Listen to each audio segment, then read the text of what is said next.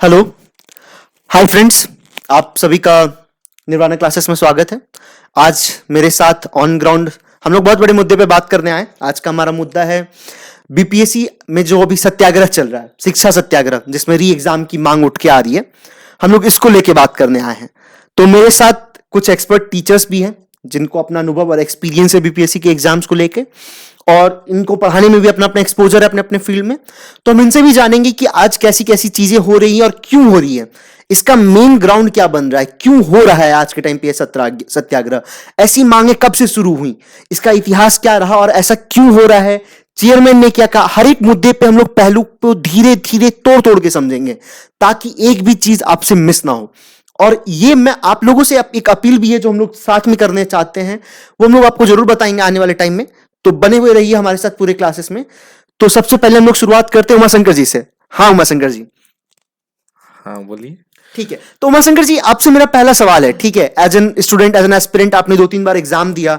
ठीक है, आपका एक्सपोजर क्या रहा आज इस बार जो बीपीएससी एग्जाम हो रही है, सत्याग्रह क्यों हो रहा है? सबसे पहला रीजन है ये, सत्याग्रह क्यों हो रहा है? नहीं, जो बच्चों का मांग है, बीपीएससी जो छात्र हैं, बापू परीक्षा भवन में जो पेपर आउट हुआ, जिस तरह से एग्ज़ाम का रवैया रहा, उस हिसाब से बच्चों का जो शिक्षा सत्याग्रह है वो सही मांग है। क्योंकि अगर एक जगह एग्ज़ाम का लेकर पेपर आउट तो आप होता है, बच्चों के साथ हैं? मैं बच्चों के साथ हमेशा से रहा हूँ और बच्चों के लिए ही सब काम करता हूँ, बच्चों को पढ़ाता हूँ तो बच्चों के साथ ही रहूँगा ना। क्योंकि जो जिस तरीके से बीपीएससी का रवैया है, एग्ज़ाम को लेकर सिर्फ़ एक सेंटर को कैंसल करना, इस तरह से ये किसी भी एंगल से तो ये सूटेबल नहीं नॉर्मलाइजेशन है। की भी टॉपिक उठी थी, अगर मुझे ढंग से याद, अगर बच्चों को भी पता हो तो 6 दिसंबर को नॉर्मलाइजेशन की भी टॉपिक उठी थी। तो नॉर्मलाइजेशन के बारे में आप क्या कहना चाहेंगे कि क्यों पहले वो क्यों हुआ, अब ये क्यों हुआ, इन सब का क्या रिलेशन क्या चला आ रहा है? सर पिछले 10 दिन से 15 दिन से हम लोग ये चीजें देख रहे हैं, ऑन ग्राउंड चीजें डिफरेंटली वेरिएबली प्रेजेंट आउट हो रही है, ऐसा क्यों हो रहा है? ऐसा यूँ हम लोग ये मान सकते हैं कि बीपीएससी ये एग्ज़ाम जो बापू परीक्षा भवन में हुआ था, उसका कारण ये हो सकता है कि अगर फिर से री एग्ज़ाम लेती है उस पर्टिकुलर एग्ज़ाम भवन का जहाँ से पेपर कैंसिल किया गया है, आउट हुआ है, तो मेरे ख्याल से फिर से ये नॉर्मलाइजेशन वाला प्रोसेस आएगा इसमें। तो स्टूडेंट्स, मैं आपको देखिए, मैं समझाना चाहता हूं कि इनका पॉइंट जो है, ठीक है, कि जैसे अगर आपको पता होगा कि 6 दिसंबर को हम लोगों ने पहली बार सत्याग्रह की मांग हुई थी शुरू। इसी 6 दिसंबर से हम लोगों ने शुरू किया था कि नॉर्मलाइजेशन पेपर में नहीं होगा। नॉर्मलाइजेशन क्या होगा, इनको अभिषेक जी आपको अच्छे से पॉइंट टू पॉइंट समझाएंगे। अभिषेक जी सामने आइएगा।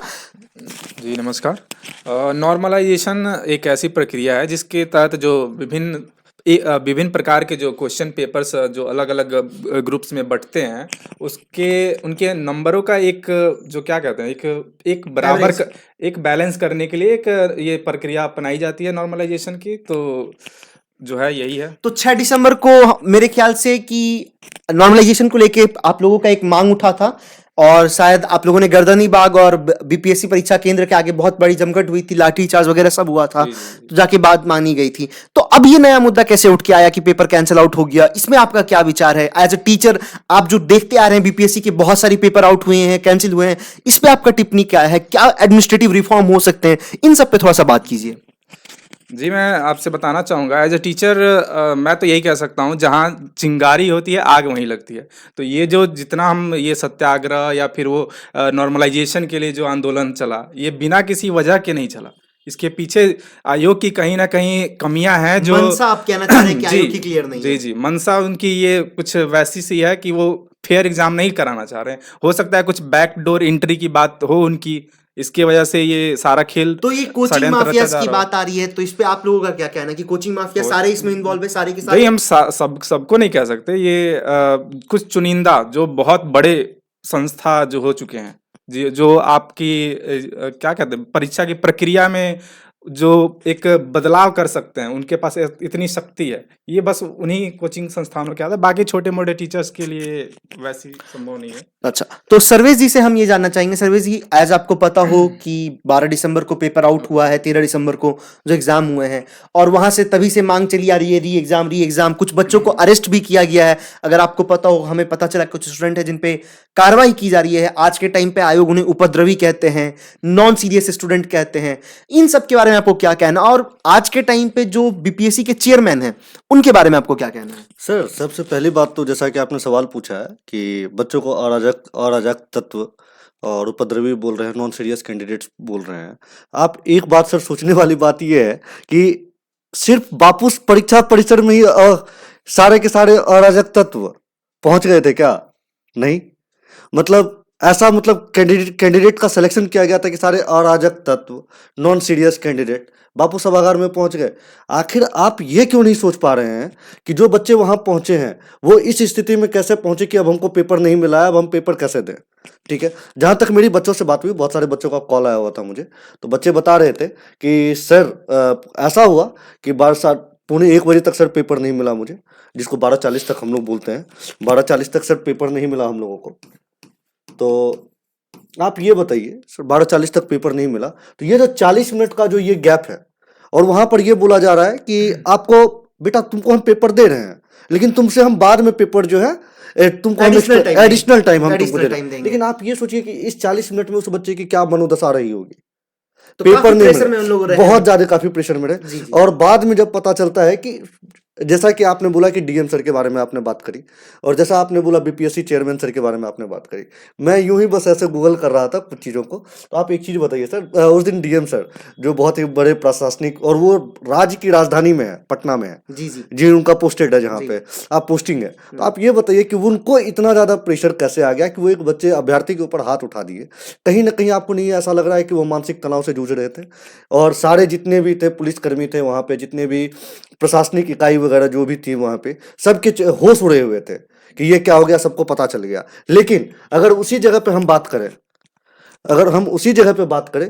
जैसा कि आपने बोला बीपीएससी चेयरमैन सर के बारे में अभी आप बात कर रहे थे, तो मैं बस ऐसे ही गूगल कर रहा था कुछ चीज़ें, तो गूगल करते करते कुछ चीज़ें सामने आई कि सर ये इनका तो पहले से ही ये कांड चला आ रहा है, करप्शन चार्जेस लगे चले हुए हैं। अगर आप कांड, अच्छा, मतलब इन पे पहले से करप्शन चार्जेस हैं। जैसे कि मैं आपको अभी दिखाना चाहूंगा, जैसे कि मैं अभी आपको दिखाना चाह रहा हूँ कि ये देखिए सर, ठीक है, ये डेक्कन हेराल्ड का है, मैं आपको दिखाना। तो ये आपकी तरफ से प्रूफ आउट किया जा रहा है, या फिर आपका अपना पर्सनल मानना है, या ये फिर मेरा पर्सनल मानना नहीं है, लेकिन आप एक चीज तो देखें, इनका मतलब रिश्ता पहले से ही करप्शन चार्जेस में उलझा हुआ है। आप एक चीज देखें सर, ये डेक्कन हेराल्ड का न्यूज है, 31 अक्टूबर 2017 का, ठीक है।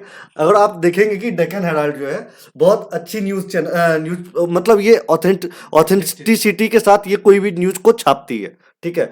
अगर इन्होंने एलिगेशन लगाया होगा तो जरूर होगा। और यहाँ पे क्या लिखा हुआ है, डिस्पाइट वॉलंटरी रिटायरमेंट, मतलब अगर आपका रिटायरमेंट हो चुका था, लेकिन currently serving as chairman of the Bihar Land Tribunal, the other 2 IAS officers named accused in swindling the amount of 4.25 crore रुपए, SM राजू एंड रवि मनु भाई परमार। मतलब इनका पुराना हिस्ट्री ही करप्शन से रिलेटेड है, ऐसा आप डेक्कन हेराल्ड के हवाले से कह रहे हैं? हाँ, ये मेरा मानना, ये मेरा पर्सनल तथ्य नहीं है, ये इस डेक्कन हेराल्ड के तथ्य है। तो उमाशंकर जी, मैं आपसे ये जानना चाहूंगा, तो आप तो ग्राउंड भी विजिट करके आए हैं, ये हमारे जो चेयरमैन हैं ये इन्हें उपद्रवी कह रहे हैं, तो क्या लाठी, भाले, चाकू कुछ लेके बैठे हैं ये लोग प्रोटेस्ट में, कुछ पत्थर लेके बैठे हैं, या फिर आवाजाही को आगमन विगमन कर रहे हैं? कैसा हो रहा है आंदोलन?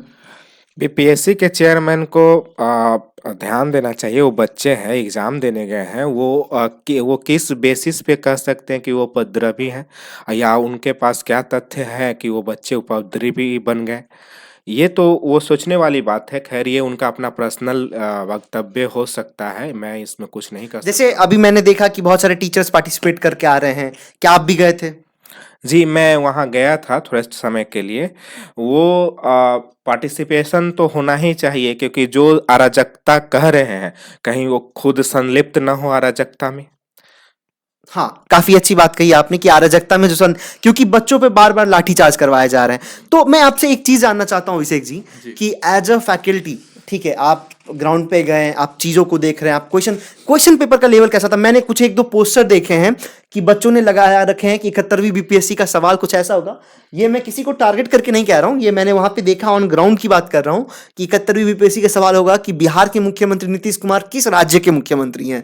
Bihar, Orissa, Chhattisgarh, none of the above. तो बच्चे none of the above option पे इसलिए ज्यादा मार रहे हैं क्योंकि बोल रहे हैं 71वीं तक वो मुख्यमंत्री ही नहीं रहेंगे अगर उनका ऐसा ही नाता रहा। तो इस पे आपका क्या टिप्पणी है? कैसा था क्वेश्चन पेपर? क्या कहना चाहेंगे इस पे आप? देखिए, क्वेश्चन पेपर के बारे में जैसा बच्चों से फीडबैक मिला है, बच्चे कह रहे हैं कि इससे इससे जो टफ होता है ना, जो कांस्टेबल के एग्जाम होते हैं, उसका पेपर इससे लाख गुना, वो ऐसे ये नहीं कि वैसा सेम लेवल का, उससे लाख गुना अच्छा देते हैं। और ये पता नहीं ये क्वेश्चन पेपर देख के लग रहा है कि किन एक्सपर्ट्स ने मिलकर ये तैयार करा है ये पेपर। ये बहुत ही मतलब संदिग्ध है ये विषय।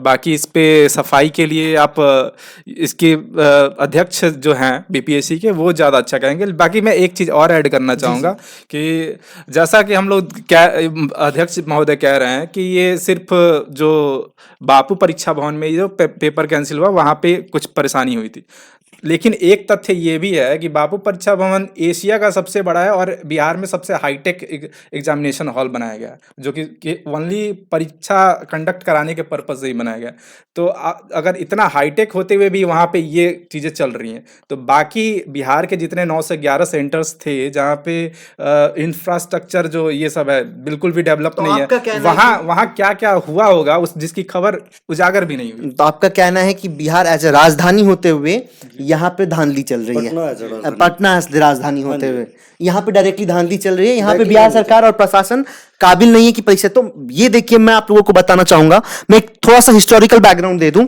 6 दिसंबर से पहले आयोग बोल रही थी हम नॉर्मलाइजेशन करेंगे, ठीक है। 6 दिसंबर के शाम को नोटिफिकेशन रिलीज करके उन्होंने कहा कि हम नॉर्मलाइजेशन को बंद कर रहे हैं, ठीक है।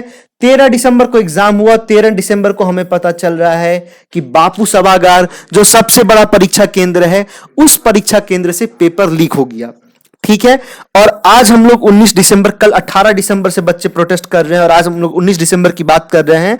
तो 18 दिसंबर को एक नोटिफिकेशन फिर से आती है कि बापू सभागार का जो पेपर कैंसिल हुआ है, उनका पेपर जो हम लोगों ने कैंसिल किया है आयोग ने, उनका री एग्जाम करवाएंगे। तो यहां अब बात यह आ जाती है कि अगर उनका री एग्जाम करवाएंगे तो नए क्वेश्चन सेट होंगे। तो फिर यही बात तो 6 दिसंबर वाले मामले पे आके अटक गई। जिस दिन पहला प्रोटेस्ट हुआ था कि नॉर्मलाइजेशन नहीं होगा, तो बात तो फिर से नॉर्मलाइजेशन पे आ जाएगी जहां क्वेश्चन सेट करेंगे। इस पे बोलने के लिए मैं स्पेशली बुलाना चाहूंगा सर्वेश जी को, क्योंकि इनका इस पे काफी अच्छा पकड़, इन्होंने 66वीं में भी पेपर कैंसिल आउट करते हुए देखा है, ठीक है। 66 में जो पेपर कैंसिल आउट हुआ है इस पे भी, ठीक है। Just a minute.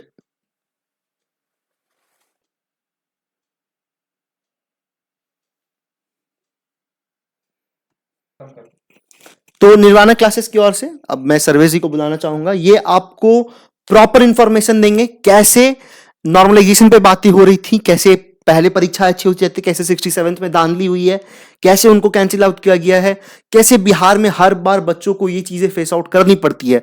तो सर्वेश जी यहां से सारी चीजों को देखेंगे। प्लीज सर्वेश जी, तो यहां से मैं आपको स्टेज दे रहा हूं, आप सारी चीजों का हैंडल आउट कीजिए। Thank you sir.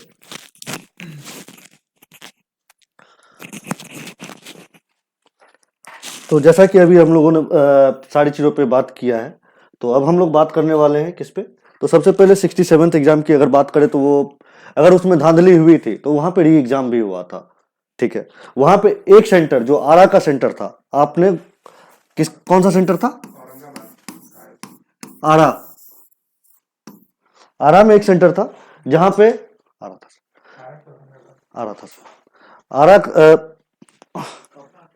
आरा एक सेंटर था जहां पे धांधली हुई थी। अगर बात करते हैं सर कि ठीक है, ये जो सेंटर है यहाँ पे जो धांधली हुई थी, तो वहां पे सिर्फ एक सेंटर की वजह से बच्चे, मैं आपको फिर से याद दिलाना चाहूंगा, सिर्फ एक सेंटर की वजह से पूरा एग्जाम कैंसिल हुआ था। पेपर लीक की पूरी वो न्यूज आई थी।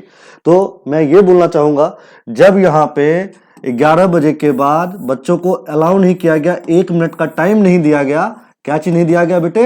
1 मिनट का टाइम नहीं दिया गया, तो फिर आप किसी बच्चे को बोलते हो 12:30 बजे, किसी बच्चे को बोलते हो 12:40 में कि बेटा हम आपसे जितना टाइम मांग रहे हैं, जितनी देर से आपको पेपर देंगे उतनी देर के बाद हम आपको एग्जाम का टाइम एक्सटेंड कर देंगे। मतलब आप ये सोचो, उसी दिन की बात अगर हम लोग बोलते हैं तो आरा में जो 67th में जो री एग्जाम हुआ था, 67th बीपीएससी की अगर बात कर ले, 67th बीपीएससी की अगर बात कर ले तो यहां पर क्या हुआ था, पेपर लीक हुआ था और उसके बाद इसका री एग्जाम हुआ था। वहां पे प्रशासन ने अच्छे तरीके से सुना, हर चीजों को समझा और उसके बाद जब उसकी जांच प्रक्रिया सामने में आई तो इस पेपर को री एग्जाम करवाया गया था। तो इसका तथ्य खत्म हो जाता है कि क्योंकि यहाँ पे प्रशासन ने सुना। और अगर हम बात करते हैं नॉर्मलाइजेशन की, जो कि 6 दिसंबर से हम लोगों की शुरुआत होती है। कब से होती है? 6 दिसंबर से। किस मुद्दे पे बात हो रही थी? नॉर्मलाइजेशन।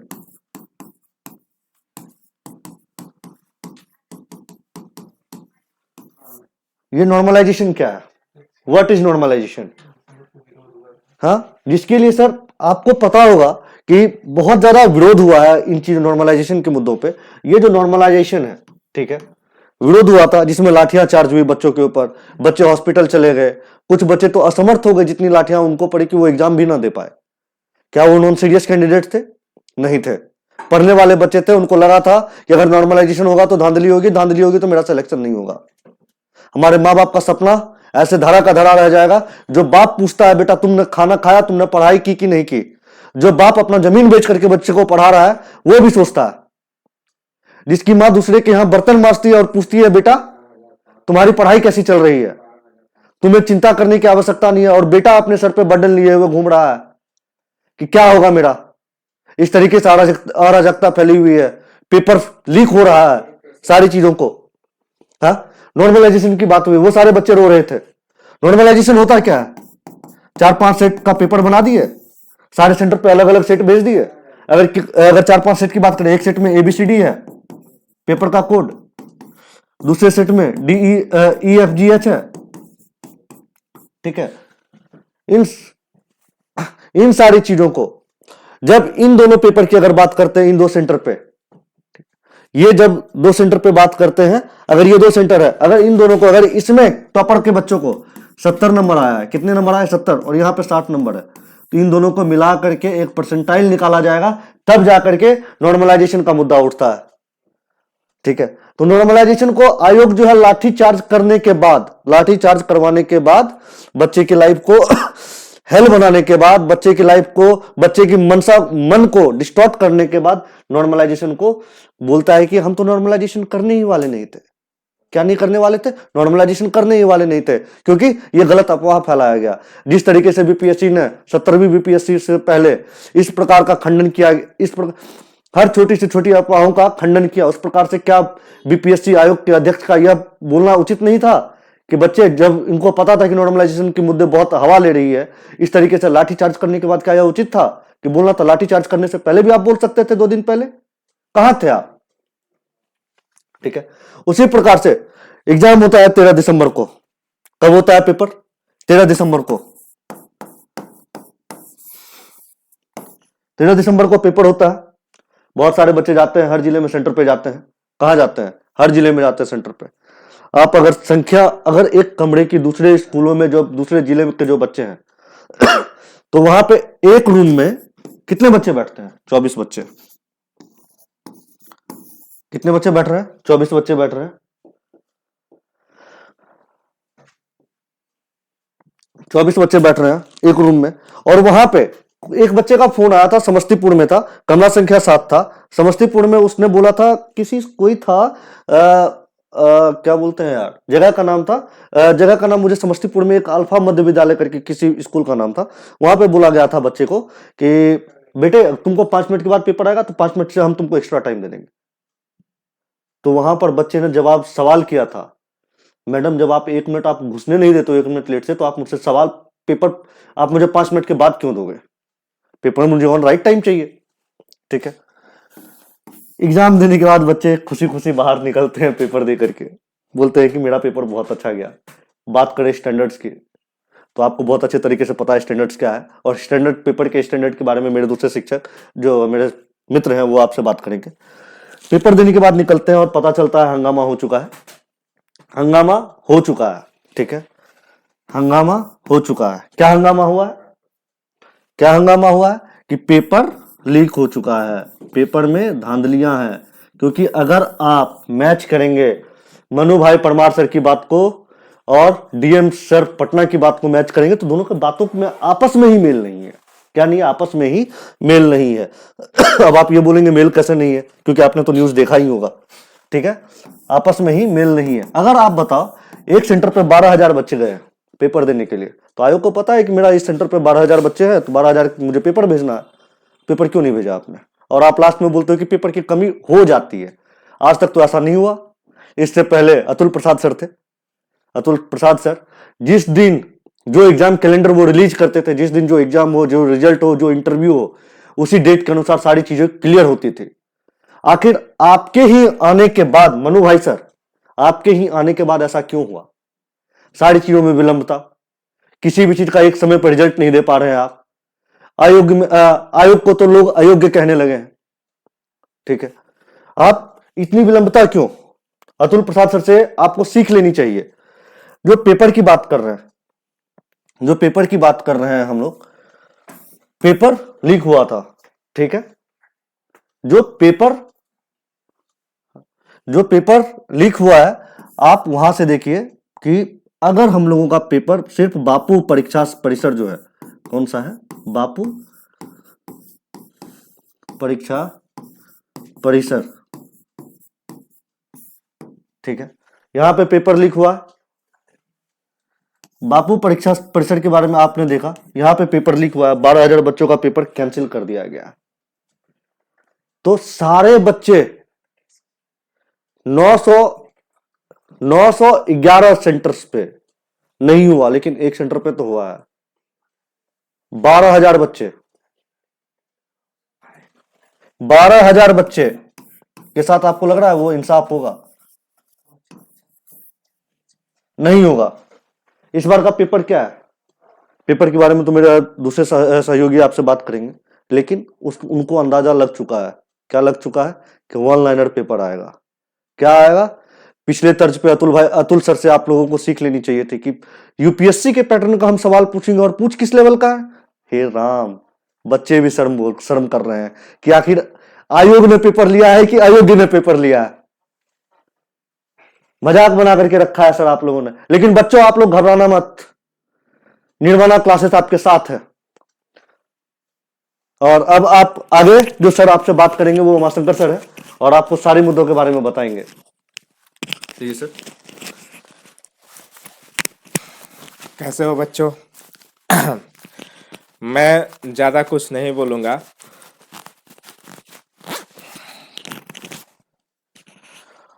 जैसा कि आप जानते हैं कि बीपीएससी का जो पेपर है बापू परीक्षा भवन या परिसर में वो आउट हो गया, जिसके कारण हम लोग अभी ये डिस्कशन कर रहे हैं यहाँ पर। ऐसे हम लोगों को मेंस की तैयारी करना चाहिए था, लेकिन करे भी तो करे कैसे? अगर सवाल इस तरह का हो जिस तरह से हमें कोई नाता ही ना हो, उस तरह का सवाल से हमको क्या बताएं आपको कि हम चपरासी की तैयारी कर रहे थे या ऑफिसर का, कुछ पता ही नहीं चला। पता क्या, आपको एक ऐसा सवाल कि बीपीएससी का सवाल है कि पटना तख्त श्री हरिमंदिर साहिब पटना ये का सिखों का पवित्र स्थान है, ये कहाँ पर है? बताइए आप कहाँ पर? ये एक जो ऑफिसर का है, जो आप सेक्रेटरी लेवल का एग्जाम देख रहे हैं, बीपीएससी का एग्जाम है, जो सिविल सर्विसेज का एग्जाम होता है, जिसमें आप एक ऑफिसर खोजते हैं और आप इस तरह का सवाल पूछेंगे जो एक चपरासी के लेवल का हो, दरोगा का भी लेवल नहीं हो उसमें। आप इस तरह के सवाल से कैसे ऑफिसर का उम्मीद कर सकते हैं? किस तरह का ऑफिसर का उम्मीद कर सकते हैं? आप बताइए। ऐसी सवाल जिसमें आपका कोई लेवल ही नहीं हो, जिसमें आईक्यू ही नहीं लगे, जो सिर्फ रटने के बेसिस पर हो, उस सवाल के आंसर में आप किस तरह का ऑफिसर के कामना कीजिएगा? कैसा ऑफिसर आप चाहते हैं? एक दिमाग वाला जो काम करे, आकर हमारे समाज को आगे बढ़ाए, हमारे जिला को आगे बढ़ाए, हमारे ब्लॉक को आगे बढ़ाए, या ऐसा ऑफिसर जो ऊपर से जो आदेश आए उसके अनुसार काम करे? वो तो काम करना ही होता है हर एक ऑफिसर का, लेकिन क्या वो क्या रिफॉर्म कर पाएंगे हमारे लिए? कुछ कर पाएंगे नहीं। इस लेवल का सवाल इसलिए हो सकता है कि प्री माइंडेड हो, हमको इतना ही बच्चा को सिलेक्शन करना है और ऐसा सवाल बना दो कि आप कट ऑफ हाई चला जाए, कट ऑफ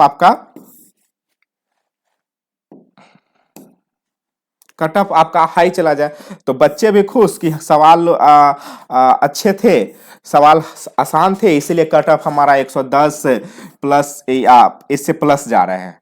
अगर सवाल का लेवल होगा तो कट ऑफ 80 के आसपास नहीं जाना चाहिए, 85 जैसे प्रीवियस ईयर 69th में जो सवाल थे उस लेवल का लग रहा है कि आप प्रशासनिक सेवा के बारे में, प्रशासनिक सेवा के लिए आप एलिजिबल कैंडिडेट को खोज रहे हैं।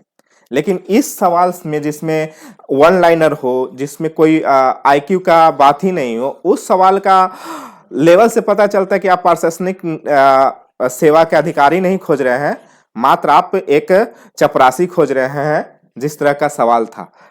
इससे एक चीज जरूर पता चलेगा कि आपका ये जो कट ऑफ जाएगा 110, ये प्री डिसाइडेड था। प्री डिसाइडेड इसलिए कह रहा हूं क्योंकि बीपीएससी का अभी जो बापू परीक्षा भवन में पेपर कैंसिल कर रही है, तो इससे ये पता चल रहा है कि कहीं ना कहीं पेपर आउट हुआ है, जिसके कारण ही हम लोग इस तरह का बात सुन रहे हैं। और ये तो हम लोग को पता चला गया, इससे आगे कितना सीट बिकी होगी, क्या होगी, वो तो मैं नहीं जानता हूं, लेकिन बीपीएससी जरूर जानती होगी, चाहे उनसे अधिक संलिप्त अधिकारी जरूर जानते होंगे कि किस तरह का ये रवैया रहा है बीपीएससी के। ज्यादा कुछ नहीं बोलूंगा, बस मुझे तो लगा कि ये चपरासी का एग्जाम है।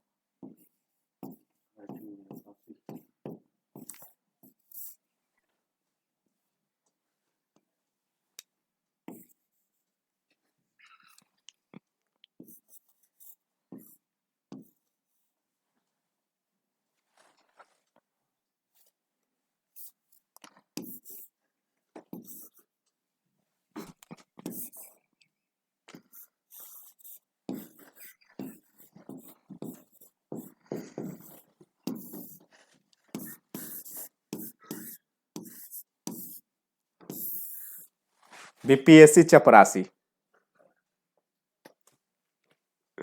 चलिए ठीक है, आगे आपको परीक्षा के रिलेटेड जो भी है, शिक्षा सत्याग्रह के रिलेटेड, वो हमारे अभिषेक सर बताएंगे। जी धन्यवाद उमाशंकर जी। आइए।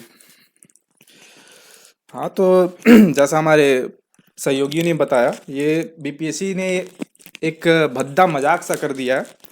सो मैं ज़्यादा लंबा खींचूंगा नहीं, मैं बस आपको यही जा रहा हूँ कि जैसे कि हम लोग वहीं अभी जस्ट लौटे हैं, आधे घंटे पहले ऑन ग्राउंड हुए थे, तो वहाँ की मैं स्थितियों के से आपको थोड़ा बहुत अवगत कराना चाहूँगा।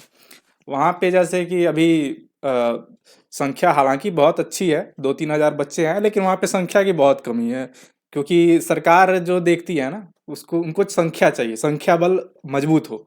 तो आप ज़्यादा से ज़्यादा मात्रा में वहाँ पहुँचे गर्दनी बाग में, और बाकी वहाँ पे जो बहुत सारे शिक्षण संस्थानों के ये भी हैं, टीचर्स भी अवेलेबल हैं, जैसे क्या निर्वाणा क्लासेस तो हैं ही आपके साथ। हम तो हमेशा ऑन ग्राउंड खड़े हैं और यहाँ भी हैं और आपके साथ जुड़े भी हैं, जो जितने हमारे बंधु ऑनलाइन देख रहे हैं। बाकी ज़्यादा वीडियो काफ़ी लंबी हो गई है सर। मैं चाहूँगा अंकित सर से कि वो आएँ और जल्दी से जल्दी इसको थोड़ा ख़त्म करें। हम भी जानते हैं ये बहुत लंबा हो रहा है आप लोगों के लिए भी। Thank you sir, thank you very much. तो आपको आई थिंक सारा फोरग्राउंड बैकग्राउंड सारा चीज़ आपको अच्छे से पता चल गया होगा कि कैसे हम लोग चीज़ों को कैरी आउट कर रहे हैं। तो निर्वाणा क्लासेस की तरफ से आप सबको अपील है, सारे बच्चों को मैं अपील करना चाहूँगा, जरूर से जरूर गर्दनी बाग पहुंचिए, अपना पूरा समर्थन दिखाइए। हमें सरकार के आगे नहीं झुकना है। काफी अच्छा लाइन सर्वेश सर ने बताया था कि आजकल सच में पेरेंट्स भूखे रहते हैं, बच्चे भूखे रहते हैं, तकलीफों में, परेशानियों में रहते हैं, चाहे कैसे भी स्टूडेंट्स हों, और घर से जब एक कॉल आता है कि कैसी चल रही है आपकी पढ़ाई, तो सब हंस के मुस्कुरा के सब ठीक है, अच्छा है कह के अपने संघर्षों को झेलते जाते हैं। तो उनके लिए मैं 3 पंक्तियां जरूर बोलना चाहूंगा, 3 शब्दों के माध्यम से यही बोलूंगा। आप लोगों के संकल्प मजबूत होने चाहिए, आप लोगों का संघर्ष मजबूत होना चाहिए। शक्ति आपकी कुछ नहीं बिगाड़ सकती, प्रशासन आपका कुछ नहीं बिगाड़ सकता। आगे आपके साथ हम लोग हैं, आप लोग हैं, आपके लिए हम लड़ेंगे, इसके लिए कोई दो राय मत रखिए। कहीं ना कहीं सरकार को झुकना पड़ेगा, री एग्जाम होगा और बच्चों के हक में होगा। ठीक है, इसी के साथ मैं इस क्लास को एंड करता हूं, और मैं आगे अगर आपको कोई भी अपडेट चाहिए हो क्लासेस को रिगार्डिंग, हम लोग क्योंकि क्लासेस देख रही हो आप, हम लोग से जुड़ के रह सकते हैं, क्लासेस देख सकते हैं कैसे हम लोग इकोनॉमिक्स, साइंस, यहां मैं आपको बताना चाहूंगा हमारे पास बेहतरीन मैथ की फैकल्टी है और साइंस के, फिजिक्स के फैकल्टी है उमाशंकर जी। ठीक है, हमारे पास बेहतरीन पॉलिटी के फैकल्टी हैं, हमारे साथ अभिषेक सर, हमारे पास बेहतरीन हिस्ट्री के फैकल्टी हैं सर्वेश सर, और मैं खुद भी आप लोगों को इकोनॉमिक्स एंड करंट अफेयर्स से अवगत कराता रहूंगा। ठीक है, तो ये सारी चीजें अभी इंपॉर्टेंट नहीं है। पहला सबसे इंपॉर्टेंट चीज आप लोगों का पूरा सपोर्ट है। ठीक है, कि आप लोगों को गर्दनी बाग पहुंचना है, बच्चों को पूरा सपोर्ट करना है, हमें इस मुहिम को सफल, ये शोषणकारी नहीं होना चाहिए कि कल को एक बच्चा कोई ऐसा सेलेक्ट हो जाए जो एसडीएम बन जाए, जो अधिकारों का दुरुपयोग करके कल को आपके साथ ही गलत करे, ऐसा नहीं होना चाहिए। हमें ऐसे अधिकारी चाहिए जो ऐसा जरूरी नहीं कि, मैं ये भी जानता हूं कि 5 लाख के 5 लाख बच्चे डीएम एसडीएम अधिकारी नहीं बनेंगे, यहां 2000 ही हैं, लेकिन मैं ये जरूर चाहता हूं कि 2000 में 2000 के 2000 ऐसे अधिकारी बने जो दर्द को समझे, जो ये समझे कि कैसे गरीबी में पल के बच्चे तैयारी कैसे करते हैं, कैसे ठंड में ठिठुरते हैं, कैसे विरोध में खड़े होते हैं, कैसे सरकार के खिलाफ, सिस्टम के खिलाफ लड़ते हैं और इनको आगे बढ़ाते हैं। ठीक है, इतना बोलते हुए मैं अपनी बातों को विराम देना चाहता हूं। धन्यवाद।